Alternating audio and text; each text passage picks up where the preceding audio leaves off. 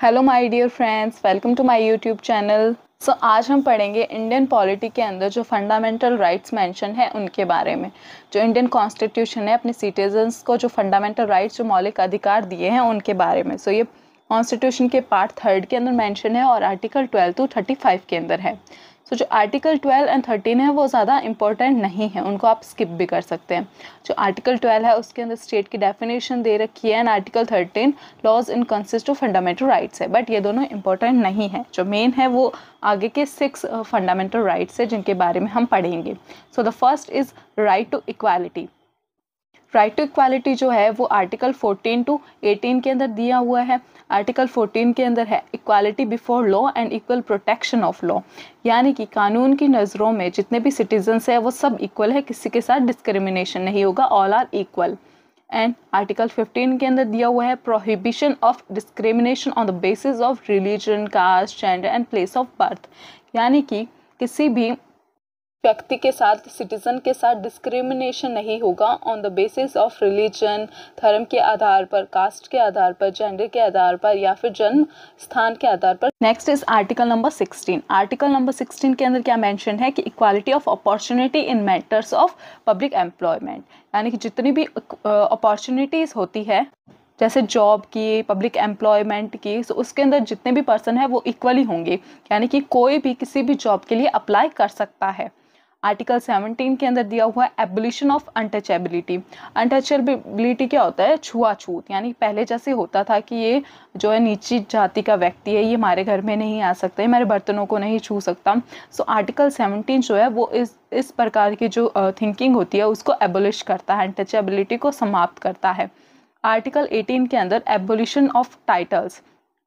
Titles क्या होता है? जैसे होता था पहले राजा महाराजा के टाइम पे, ये राजा है, ये महाराजा है, ये राजकुमार है, ये रानी है। आज कॉन्स्टिट्यूशन ने इन टाइटल्स को जो है पूरी तरीके से समाप्त कर दिया है। The next right is right to freedom, स्वतंत्रता का अधिकार। ये जो है ये आर्टिकल 19 to 22 के अंदर मेंशन है।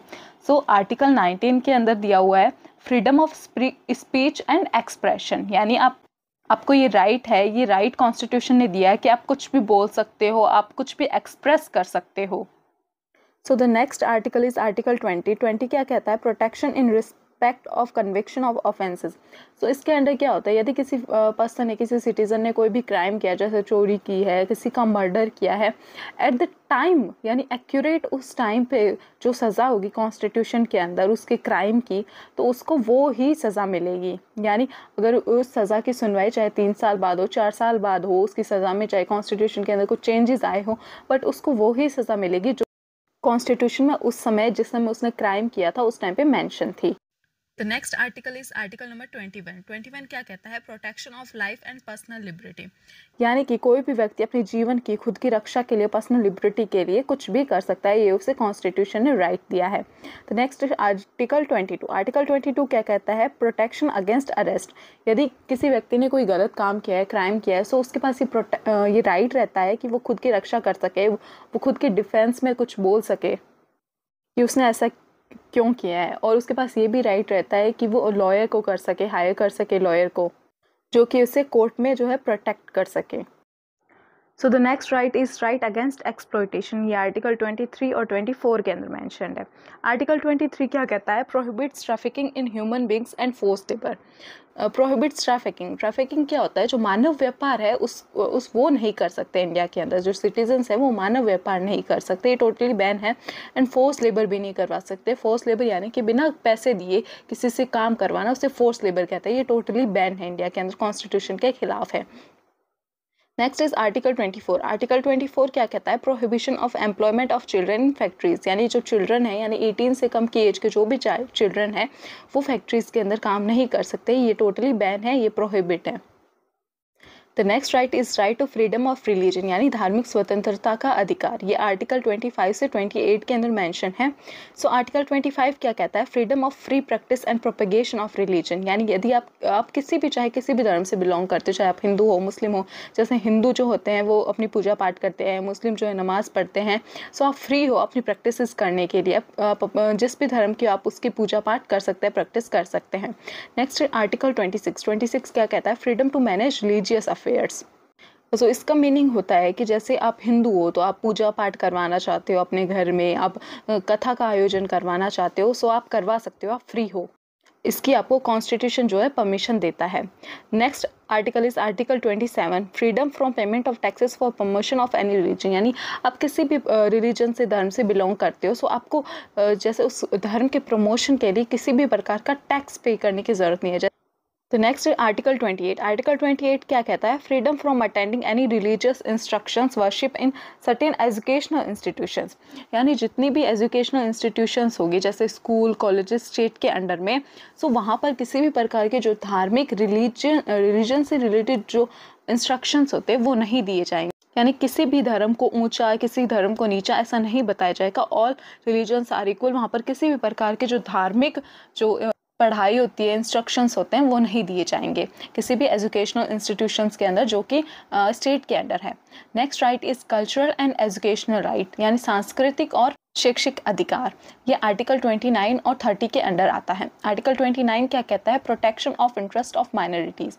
जैसे माइनॉरिटीज़ क्या होता है इंडिया के अंदर? जैसे हिंदू है, जो हिंदुओं की जो संख्या है वो बहुत है, लेकिन जैसे मुस्लिम है, सिख है, ईसाई हैं, उनकी जो संख्या है, जनसंख्या है, वो बहुत कम है।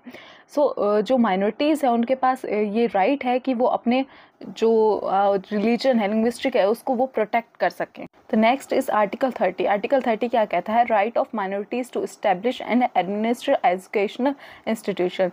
यानी जो माइनॉरिटीज़ है, सिख, ईसाई, मुस्लिम्स, उनके पास ये राइट है कि वो अपनी जो एजुकेशनल इंस्टीट्यूशंस है, खुद की पर्सनल एजुकेशनल इंस्टीट्यूशन, अपने रिलीजन से जो रिलेटेड एजुकेशन होती है, अपने जो प्रैक्टिस से रिलेटेड जो एजुकेशन होती है, वो सेपरेट कर सकते हैं, बांट सकते हैं खुद के पर्सनल इंस्टीट्यूशंस के अंदर।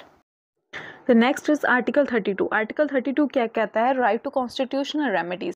कि अगर आपके किसी भी जो पहले 5 मेंशन राइट्स थे उनमें से किसी का भी हनन होता है या फिर जो राइट्स है वो कोई छीनना चाहता है, तो आपके पास ये पावर रहती है, आपके पास ये राइट रहता है कि आप सुप्रीम कोर्ट तक जा सकते हो उस राइट के लिए। तो नेक्स्ट इज आर्टिकल 33। आर्टिकल 33 क्या कहता है? Restrict the members of armed forces and police forces and intelligence organisation to enjoy the fundamental rights. यानी जितनी भी आर्म्ड फोर्सेस होती है, जितनी भी पुलिस फोर्स है, जितनी इंटेलिजेंस ऑर्गेनाइजेशंस, उन सब के पास ये फंडामेंटल राइट्स नहीं है।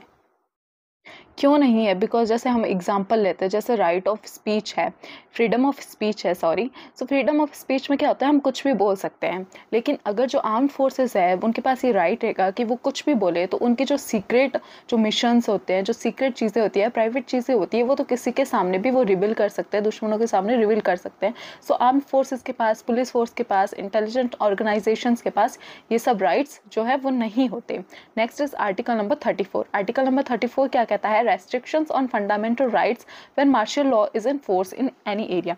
यानी किसी भी स्टेट के अंदर, किसी भी एरिया के अंदर जब मार्शल लॉ है वो लागू होता है, तब जो फंडामेंटल राइट्स होते हैं वो उस एरिया के जितने भी सिटीजन्स हैं उनके लिए रेस्ट्रिक्ट कर दिए जाएंगे।